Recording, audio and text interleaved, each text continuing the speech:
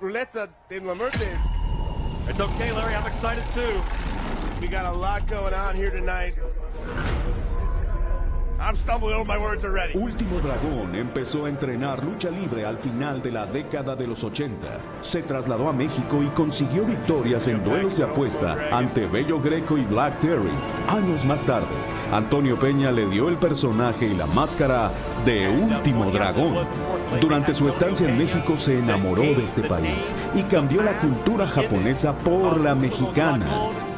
Su equipo es hecho en México y su capa tiene bordados otomís. Se ha caracterizado por ser un coleccionista de títulos. Ganó campeonatos en prácticamente todas las empresas en las que ha participado, incluyendo títulos de la NWA, la WWA, la WCW y la WWF, con la promesa de regalarle una victoria a Antonio Peña. El último aprendiz de Bruce Lee llega a Monterrey para la ruleta de la muerte.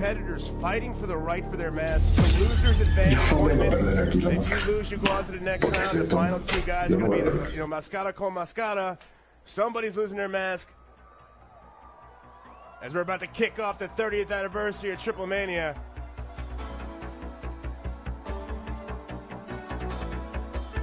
And what a treat it is. Separados, baby. To see Ultimo Dragon back in a AAA ring. A man that has been 35 years a pro, and look at the incredible physical shape Ultimo Dragon is still in. One of the most influential pro wrestlers in the history of this sport. Mexico, Japan, America. As Separado flares through the speakers. One of the greatest entrance songs in the history of pro wrestling. For my money. One of the greatest competitors for that as well. This man meant so much to my career. Without the company he founded, I probably wouldn't be sitting here today doing this broadcast with you right now, Dombrowski. It's going to be very hard for me to be, my normal unbiasedness that I show here in the broadcast booth with all the integrity and dignity I carry myself with. Something like that. But you talk integrity and dignity, that's Ultimo Dragon. The name came from the story that this man was the final student that was mentored and trained by the legendary iconic Bruce Lee, the man that has invented such moves as the Asai Moonsault, the Asai DDT. It's named after him. And a man who has not been seen in AAA in many, many years. Absolute honor. I got to call this man's matches in Japan. Now I'm getting the call here in Mexico. The last time Ultimo Dragon faced a AAA ring, it was 1996. He was a part of Triplemania 4A. Pentagon Jr. es el embajador de la lucha libre mexicana alrededor del mundo. Aunque no proviene de una familia de luchadores, quedó atrapado por la magia de este deporte a la edad de 7 años y a los 18 empezó a entrenar con mucha disciplina para lograr su objetivo, ser una estrella internacional. Ha luchado en Sudamérica, Europa, Japón y Estados Unidos. Junto con su hermano Fénix conforman los Lucha Brothers, la mejor pareja del universo. Juntos han ganado el campeonato de parejas AAA, el campeonato de parejas PWG y el campeonato de parejas AIW. Además, el Cero Miedo ha sido campeón mundial de Impact Wrestling, campeón latinoamericano AAA, campeón de peso completo AAW y campeón de peso completo PCW. Ganó también el campeonato de parejas mixtas AAA y fue Rey de Reyes 2016. Su grito de batalla, Cero Miedo, ha inspirado a cientos de personas dentro y fuera de la lucha libre, incluido George Kittle, estrella de la NFL. Recientemente inauguró un gimnasio para que las nuevas generaciones cuenten con un lugar de primer nivel para entrenar lucha libre. En esta ruleta de la muerte, Pentagon Jr. busca seguir inspirando y demostrar que tiene cero miedo. Brother and Pop.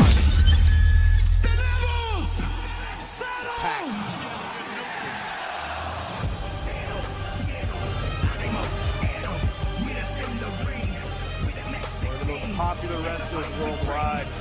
Really, to me, Joe, the guy that kind of, reinvigorated Lucha Libre in America, him and his brother.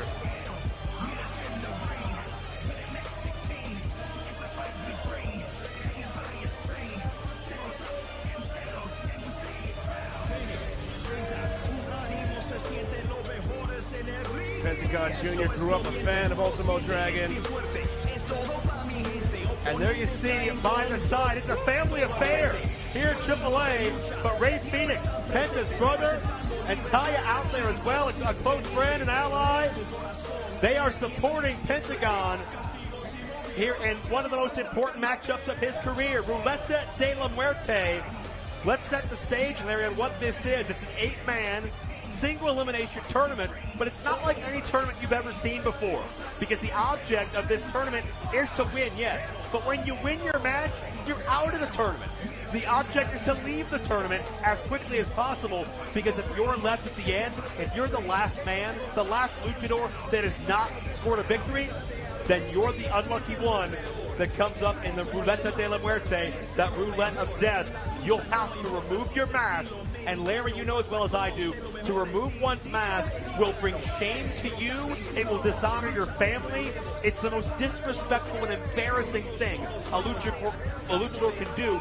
It's like disrespecting and tarnishing your entire legacy, your family name in some instances. Absolutely. This mask is so important, these guys. You saw promos earlier in the week with some of these guys talking about it. Ultimo Dragon was crying, talking about how much the mask meant to him and if he had to lose it. Very, very high stakes here. Obviously, we're going to have 3 Triplemania events. This tournament's going to play out across all 3 events. Ultimo Dragon, maybe the biggest luchador star in maybe the last 30 years. One of the biggest. Apologies to Rey Mysterio on that one. Pentagon, definitely one of the biggest current stars internationally from Mexico.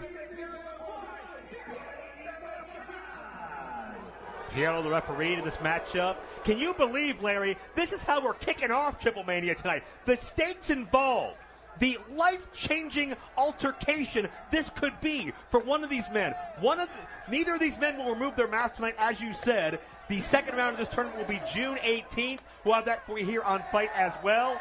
And the finals will be in October on the 15th. I do believe the date is for our 3rd installment of Triplemania. But one of these men won't have to worry until October, because one of these men will be safe after this matchup, and one of these men will have to think about those potential consequences until at least June, when they get another shot in the semifinals.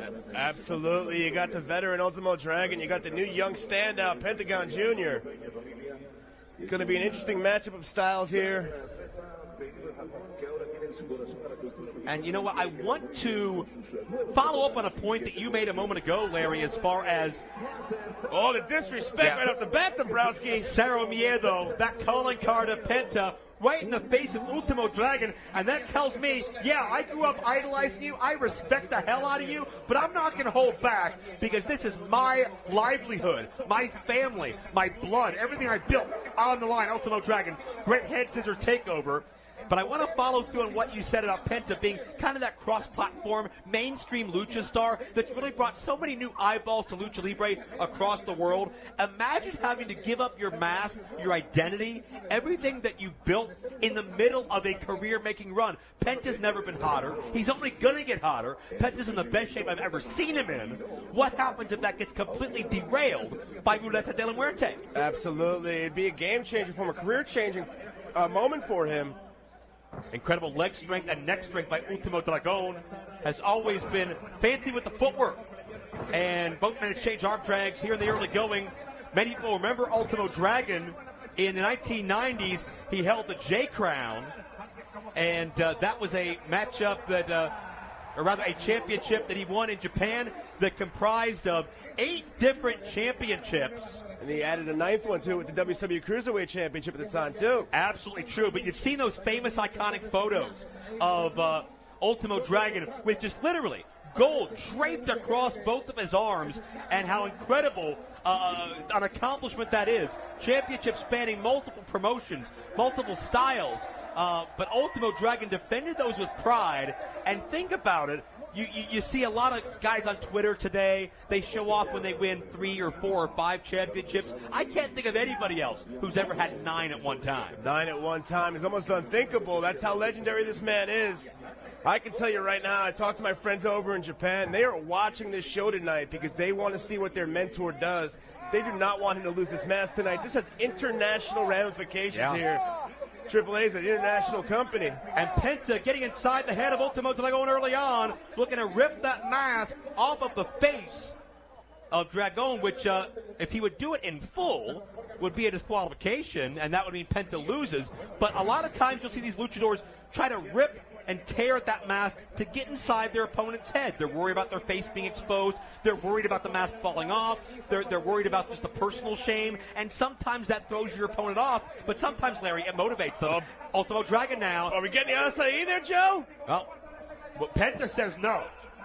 Larry, you got ahead of yourself a little bit. And Penta says, Cero miedo's given about what you want, Larry. A Dragon in a bad way. Think about this as well, what's called the lucha de apuesta, basically the fight with a wager, mask versus mask, mask versus hair, famous in lucha lore for many, many decades. If my research is correct, and Eric Mutter's research is correct, thanks, a shout out to him, but everybody in this tournament is unbeaten in lucha de apuestas leading up to this. So a record is going to severely change. Ultimo Dragon is 5-0 in these wager matches, including a big win once upon a time over Black Tiger 5. And Pentagon Jr., who gets a 2 count in the middle of the ring, is 2-0, including defeating Sami Callihan in a mask versus hair match at Slammiversary. A few years back. And Ultimo Dragon just in a crumpled heap right down on the corner of the ring. Also, Penta was able to escape the cage at Triplemania 26 to save his mask as well. So high stakes are no stranger to both these men, but I don't know if I've ever seen such a broad and competitive field competing in this type of stipulation all at once. As Penta leaves his feet, Dragon doesn't see him, but Penta is measuring the legendary athlete. Oh, there goes the veteran with the move right there. That drop kick cutting him right off there, Dombrowski. Ultimo with pinpoint precision, and that footwork we talked about. You mentioned that Toryumon Dojo. Ultimo paved the way, opened the door for so many athletes to come after that into the Dragon Gate system, a style that's really revolutionized wrestling as a whole. Again, you trace that back to Ultimo Dragon and what he's meant to this sport. Absolutely. They call it that lucha risu style. That mixture of the Mexican flying, the Mexican style, and the Japanese hard-hitting style there. Larry, who do you give the advantage to in a striking game? In a striking game, you got to absolutely go with Pentagon. The man has some of the hardest chops you'll ever see. Dragon obviously has a more educated feet, but... Yeah. And a side round kick, trying to knot up a fine muscle, the spinning back kick connects high. Dragon's got those... Bruce Lee-style chops as well, but I think it's Penta's mass that really makes him more physical and more dangerous so often as referee Piero gets a count of 2. Dragon almost in shock that he couldn't put it away, but there's going to be no easy victories here, Larry. There's going to be no layups. No, absolutely no layups. No, Pentagon's the stronger athlete in there right now. He's younger, too. I saw Dragon, he was out here training out here in that 90-degree weather at about, I want to say, 2, 3 o'clock this afternoon. Had his shirt off, looking in excellent shape, out here by himself, getting in his calisthenics. Oh, wait a minute, Larry. This is the position Penta likes to go when he hyperextends that arm. Could be looking to break the arm of Ultimo Dragon. It could be an easy 1, 2, 3 after this. Dragon's fighting it, trying to keep Penta from getting the full extension of that arm and shoulder.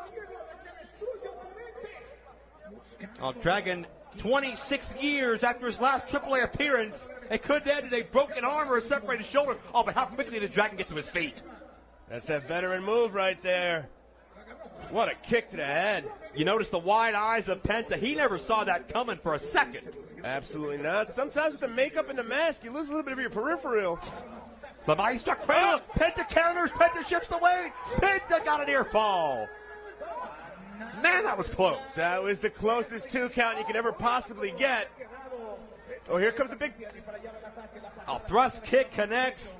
Larry, on our 30th Triplemania, on the 29th anniversary to the day of Triplemania 1, still talked about, incredible sellout crowd, 50,000 people, set the tone for what Triplemania would be for decades to come, and we're still getting bigger and better as Dragon with a plancha to the ramp, and there's nowhere to land that feels good. Ultimo Dragon not slowing down, obviously.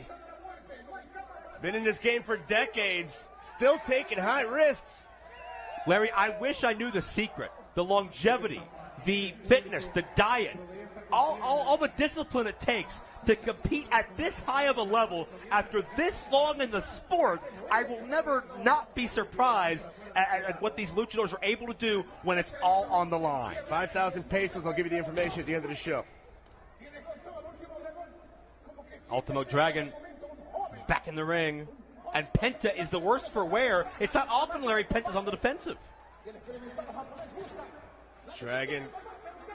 Both these guys so athletic. Yeah. Oh. And Penta has Dragon in a precarious position. But again, that footwork, I think it may have the... What, Dragon? Dragon, the foot pile driver! Penta gets dropped! Unbelievable. It's amazing what fighting for your mask can do to a person. Yeah. Turn back the clock 20 years. Could Penta's life drastically change? Ultimo Dragon looking for the Asai DDT that Penta counters. Spinning back kick. Here it goes. Attempt number 2. Dragon got it. Asai DDT into the cover.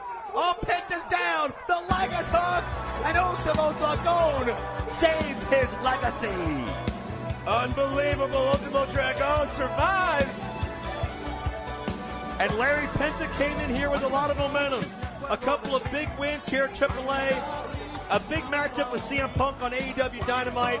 And a huge, huge career ahead of him, no matter what. Unless you factor in the potential ramifications of Ruleta de la Muerte.